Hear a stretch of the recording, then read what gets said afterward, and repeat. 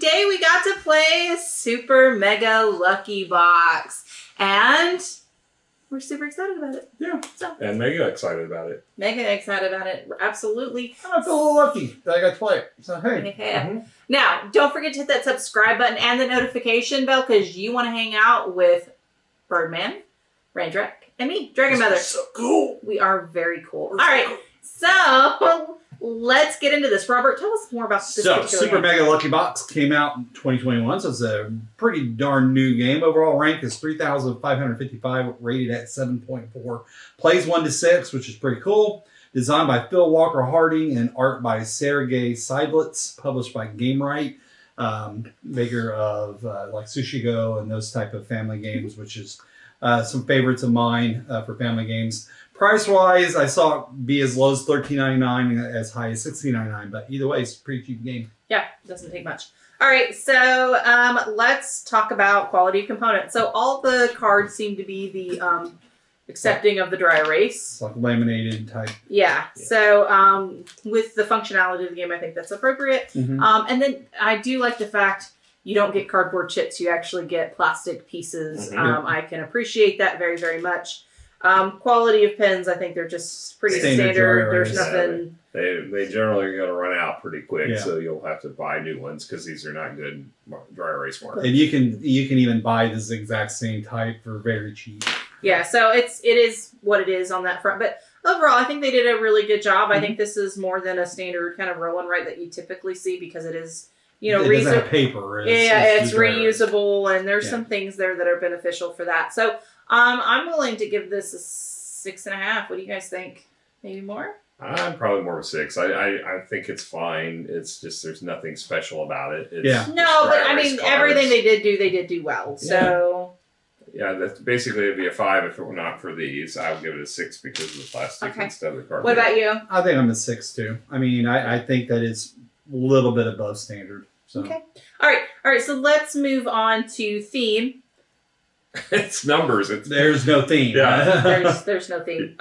So I'm gonna Well, abstain from there's- scoring the theme. There's art that looks very reminiscent Yeah. of Schoolhouse Rock, and as a Schoolhouse Okay. Rock It's, fan, it's same thing with the cards. Everything has got the same art, which I love. Schoolhouse yeah, Rock. and it looks Yeah. very 1970s. Yes, So Which, from that standpoint, I'm going to give it some bonus. But other Okay. than that, but yeah, but the theme doesn't lend to the gameplay, so it's just cool. And so. yeah. So all right. So cool. What is cool looking score wise? cool. 6. Yeah, 6. It's just barely Yeah. above midpoint. Okay. I'm gonna just allow you to score this. All right. Okay. So. Thank you for allowing us to score. All right. So moving on to rule books. The Rulebook is a Very standard. Oh, very fold standard out. fold out, but it's got 2 languages in it. Oh. So you can play it in English or in Spanish, it looks like. And it is, it's very straightforward. It's actually longer than it probably needs to be. It's Yeah. just such a simple game. It is very simple. Literally flip over card, write down a number. It does have some variants for solo play, and you can buy a second copy of the box of the game, and play they it numbered before. the cards such that you can separate them back out. So you can actually play up to 12 players Right. with 2 copies of the game. Oh, that's super nice. That's super useful. So theoretically, you could play with more than that if you bought 3 copies of the game or 4 copies. But good luck looking at that number. Yeah. It's tiny. It is very tiny. It font. is very tiny. But you know what? At the very least, they did think about that. So being able to a large functionality game sometimes when you get these big groups. And I think this actually would play very well as big groups. So I think that's fine. So what did you score? I'll give the rule book a 6 because it's easy to read. I just don't like the fold out and... but it's probably a little more wordy than it probably needed to be because it is a very simplistic game. Okay. All right. So now let's actually talk about gameplay. So gameplay, you start the game with 5 cards. You choose 3, and those are the ones that you place on the board. In this instance, we're just doing the 3 that I had. And then you take 9 cards. Well, there's a deck that you shuffle. You draw 9, and one by one you reveal them. And as you reveal them, so like I drew an 8, I'm going to choose the 8 on one of the 3 cards that I'm going to choose. and I'm going to mark it off my board. Now, when I complete a row or a column, I may get a bonus, and that bonus may be another number that I cannot modify. It may be a thunderbolt or electric bolt, whatever this is. And these allow you to change your number by 1. So you start out with a couple, but then you earn them throughout the game. Yeah, So you have them throughout the game that you can alter the numbers that are drawn. Except for the bonus. Except for the bonus. And then there's also these. Now, the blue moons are specifically for whoever gets the most and whoever gets the least. Whoever gets the most gets a bonus, and whoever gets the least gets a negative penalty. So you do want at least some. They actually have blue moons? I didn't see them the entire game. I only had 3 on my cards. So, and then the other thing you could possibly win is pink stars. So the pink stars, the more you get in a round, they're worth more victory points to a max of 3. So don't get more than 3 of them. Useless after useless. And when you complete a card, you also get victory points based on what round you complete the card. Every round, you end up drawing 3 cards, choosing one, and you do the same thing over and over again. For a total of 4 rounds. Total of 4 rounds, and then you add up all your bonuses and go from there. So for me, I think it's a fun little, cute little roll and write. It's super easy. It's, very quick. But it's still like fun trying to figure it out. And I love when things like trigger each other. Like, I had one that one number triggered 4 things, and I was like, "Oh, look at me!" So that's where the fun's at. That's where those chain combos. Yeah, those chain combos are a lot of fun.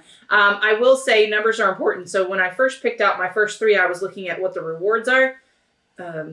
You should take in consideration numbers, because I ran out of numbers because they weren't there, because I didn't choose ones that had a well-rounded. You want a good spread of the numbers as much as possible, so that way, no matter what you're flipping, you can cross the number. Right, and you might also want to this gives you 7, 8, 9. Like, I got a lot of cards that gave me the high numbers, but I didn't have any cards that had high numbers on them. So it was so when I started drawing the extra cards, I picked the ones with the high numbers, because that made sense with. I ran into several situations during this game where I had the same numbers on all my cards, and I had no choice. So I got into situations of really bad trouble where I was wasting numbers that I would get as bonuses. I wasted 2 numbers total. Because I just didn't have there was no middle numbers. I had either extreme and no middles. I was a little bit more lucky in mine. I was able to cross off a number every time I flipped a card. It was the bonuses I didn't always get to take. Yeah, I didn't get to use. And since you can't modify the bonuses, I wasn't able to use those. Now, we should say with the modifying tokens, if you get 9, you can pay 1 to move it to a 1. Yeah, so it is around the world. It is wrap. Yeah, it is around the world.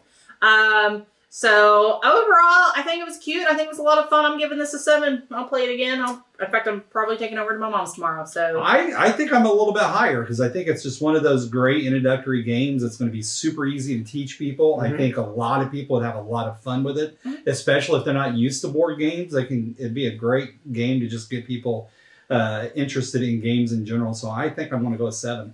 Yeah, that's where I was at. I think it's a fun, quick game. I don't think it's quite as meaty as even Ganshon Clever. It's not. It's a little disappointing. I like Ganshon Clever more than for sure, but it's easier to teach in Ganshon Clever, and some people might get a little intimidated with Ganshon Clever. Actually, I kind of like this more than Ganshon Clever. What? I do, because I get a little confused with Ganshon Clever because I don't play it enough. I don't think John's got anything to do with it. Whatever it's called. Ganshon. Whatever. I just think it's a matter of taste in that regard. I like Meteor was I guess Hadrian's Wall spoiled me. Well, No, that's different. Listen, you can't compare. That is a different game. You can't know. We're not talking. That's a different. Yeah, I'm probably with you on a 7 on this, because I think I think I would give 7.5 to Ganshon Clever. Yeah, and those kind of games. So 7 it is. So fun, definitely a good pickup game, especially if you're short on time. Like, hey, we got 15 minutes. We're waiting on people. Pull this sucker out. This one's pretty good. All right, guys. Well, we appreciate having you, and hopefully you'll come back and visit us again. Yeah. Thanks, Dodd, for introducing us to the game. We appreciate that. Thank you. Catch you guys later. Bye. Bye.